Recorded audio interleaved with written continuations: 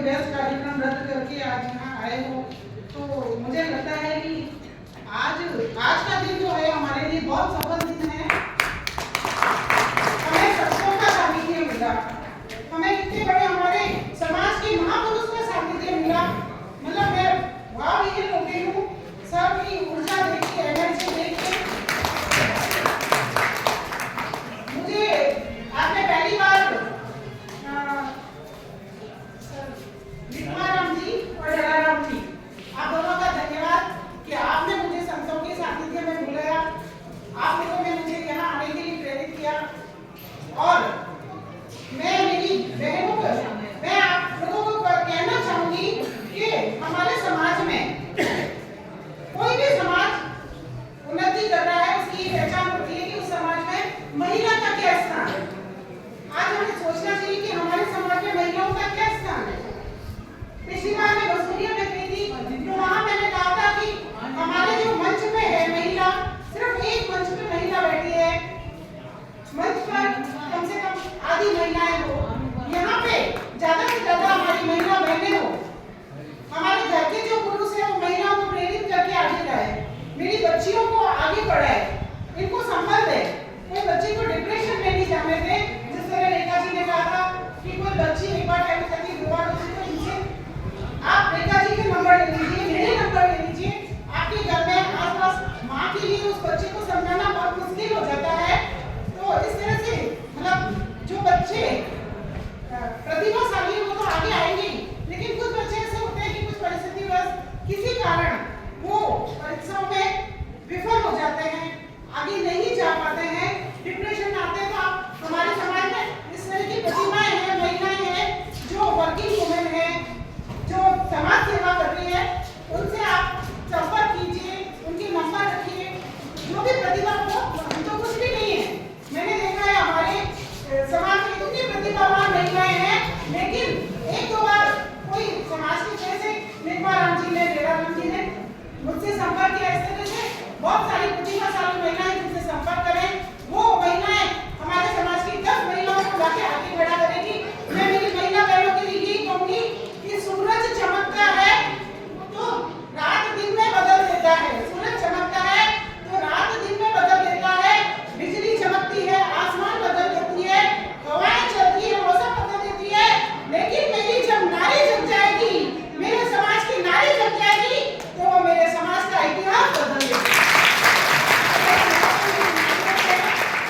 वो जग जाए मेरे भाइयों से है, मेरे पिता समान बुजुर्गों से है कि वो हमारे परिवार की महिला को जगाएं। हमारी महिला जब जगेगी, किसी भी स्वस्थ समाज की पहचान है कि उसमें स्वस्थ महिला हो। उसके लिए हमारे रेखा जी हैं, ये आप इनसे कांटेक्ट करके योगा ऑनलाइन ज्वाइन भी कर सकते हैं। धन्यवाद है रेखा जी को जो हमारे पॉलिटिक्स में आगे है। मैं चाहूंगी कि किस तरह जो महिलाएं पॉलिटिक्स में आगे आ रही हो, उनको हम सभी साथ दें, उनका मनोबल बढ़ाएं, उनको पॉलिटिक्स में आगे लाए। कोई तो हमारे समाज का आगे हो, कोई तो महिला आगे हो। इस तरह से हमारे समाज में मैं आप लोगों को राय दूंगी कि हमारे समाज में सहकारी बैंक भी होनी चाहिए, एक सहकारिता में बैंक भी होनी चाहिए जहाँ हमारे समाज के सभी लोग उसमें पैसा जमा कराएं।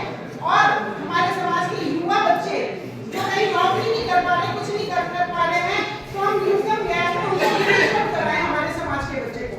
ये मैं सुझाव जरूर देना चाहूंगी कि सहकारिता आधारित हर समाज में बैंक है, लेकिन मैंने नहीं सुना कि हमारे दर्जी पीपा सत्रिय समाज में कोई बैंक स्थापित की हो। तो एक ये नया इतिहास होगा। मैं आप लोगों का सहयोग करूंगी, क्योंकि मैं अभी हमारे टीचर्स की एक बैंक हमने बनाई है, 15 मेंबर्स ने मिलकर बनाई थी। किसी टीचर्स ने पैसा मांग लिया, ऐसा कोई जरूरी नहीं है। हम लोग एक कमाने वाले जैसे भाई होते हैं और उनके नहीं चलता है, आपस में हम लोग मांगते हैं। और उस समय हमारे जो साथ में थे उनके पास पैसे नहीं थे, तो उनके दिमाग में आया कि क्यों नहीं हम सभी टीचर्स मिलकर एक बैंक बनाए। शुरू में हमने 14-15 मेंबर्स ने बैंक शुरू किया, राजस्थान शिक्षक कोऑपरेटिव समिति। तो इस तरह से हम हमारे समाज की भी एक बैंक बना सकते हैं। आज हमारी बैंक का उसमें सबसे ज्यादा भागीदारी महिला शिक्षकों की है और प्रति वर्ष 10 करोड़ टर्नओवर है हमारी बैंक का।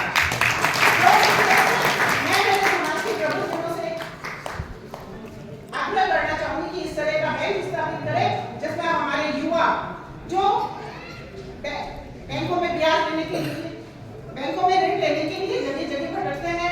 मार्गदर्शन करें। हमारे यहाँ मैं देखती हूँ बहुत ही प्रबुद्ध जन है, शिक्षा के क्षेत्र में भी काफी जन हैं जो यहाँ पे जुड़े हुए हैं।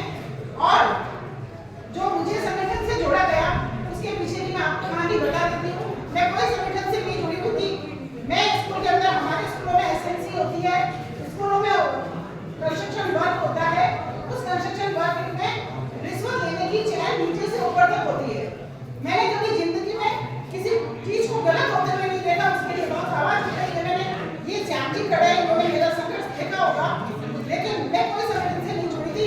जब वहां पे मुझे कहा गया कि यहाँ रिश्वत देनी है, मतलब 10% तो यहाँ रिश्वत देनी होगी, तो मैंने बिल्कुल साफ मना कर दिया, चाहे मेरी नौकरी चली जाए। भाई विधायक जी तक वो रुपया पहुंचेगा, मतलब डराया धमकाया जाता है, इंजीनियर लेगा। लेकिन मैंने साफ मना कर दिया, चाहे मेरी नौकरी चली जाए, लेकिन मैं ये रिश्वत नहीं दूंगी। और आखिर उनको मानना पड़ा और वो रिश्वत मैंने नहीं दी। बिल्कुल वहां पूरे जहां मैं सर्विस करती हूँ वहां सारी जगह ये हो गया कि बेबी नंदा जी ने रिश्वत नहीं दी। और यहाँ रिश्वत के मेरा 100%, भाई मैं आज आपको रिश्वत देंगी, मेरे 9 यहाँ बच्चे यहाँ बजरी में खड़ा कर दूंगी तो मेरे बच्चे गिर के मर जाएंगे, तो मैं गलत क्यों करूँ?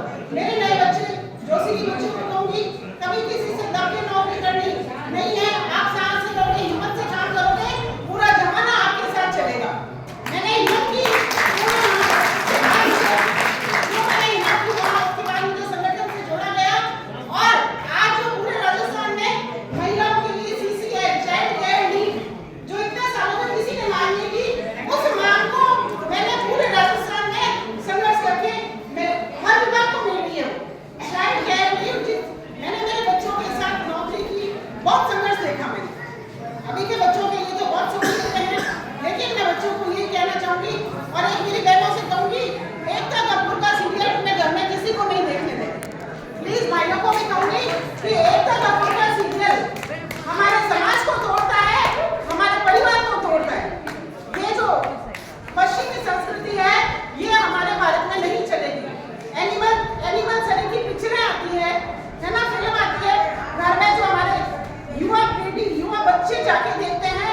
प्लीज मैं आपसे निवेदन करूंगी कि बिल्कुल भी अपने घर में बच्चों को, बच्चियों को एनिमल जैसे पिक्चरें, सीरियल नहीं देखने दें। जो भी सीरियल है, मैं बहनों से भी निवेदन करूंगी कि एक पति के 3 पत्नियां और एक पत्नी के 3 पति, ऐसा समाज हमें नहीं चाहिए। जो राजस्थान सरकार का नारा है खेत का पानी खेत में रहे, तो मैं ये चाहूंगी मेरे समाज की पीढ़ी मेरे समाज में रहे। प्लीज इस पीढ़ी, इस नारे को आप सभी आगे से आगे दोहराइए कि मेरे समाज की पीढ़ी मेरे समाज में रहनी चाहिए। अगर इस तरह के सीरियल नाटक हम हमारे बच्चों को दिखाएंगे, मैं माँ के एकता कपूर का सीरियल देखूंगी तो मैं मेरे बच्चों को क्या सिखाऊंगी? मुझे बड़ा दुख होता है, मुझे बहुत दुख होता है कि जब एकता कपूर के सीरियल घरों में चलते हैं और हमारी माताएं बहनें बैठकर देखती है, मुझे बड़ी शर्म आती है। क्या हमारी संस्कृति ऐसी है? मुझे बड़ा गुस्सा आता है। तो प्लीज घरों में सीरियल नहीं देखें, अध्यात्म का कुछ देखें। मार्क जकरबर्ग जो मोबाइल है, हमारे बच्चे जो मोबाइल लेके बैठे हैं, हम उनको नहीं रोक सकते। मोबाइल एक तोप है जो सर्वनाश भी कर देगी और हमारे दुश्मन को मार के और हमें हमारे देश राष्ट्र हित में काम भी कर सकती है।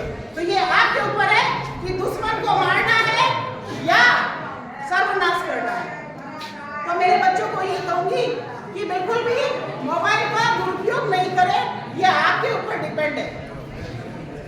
ये बहुत बड़ा हमारे समाज को तोड़ने वाला रीले, दिन भर रीले देखता है युवा वर्ग। प्लीज रीले नहीं देखकर मार्क जकरबर्ग को देखें, आइडियल लोगों को देखें, अपने आइडियल बनाएं।